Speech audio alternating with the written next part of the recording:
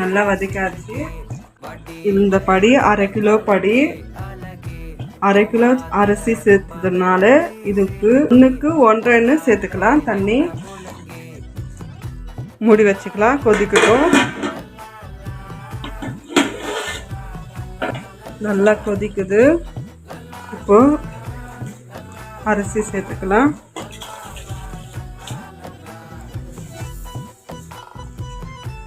ஒரு எலுமிச்சை சாறு சேர்த்துக்கலாம். மிக்ஸ் பண்ணிக்கலாம். கொதிக்கட்டும், வச்சுக்கலாம். தம் போடுறதுக்காக தவா சூடு பண்ணுறதுக்காக வச்சுருக்கேன். சூடாகட்டும். தண்ணி நல்லா சுண்டுடுச்சு. ஒரு மிக்ஸ் பண்ணிவிட்டு தம் போட்டுக்கலாம். ஏற்கனவே தவா சூடு பண்ணுறதுக்காக வச்சுருக்கேன் இல்லையா, அதில் தம் போட்டுக்கலாம்.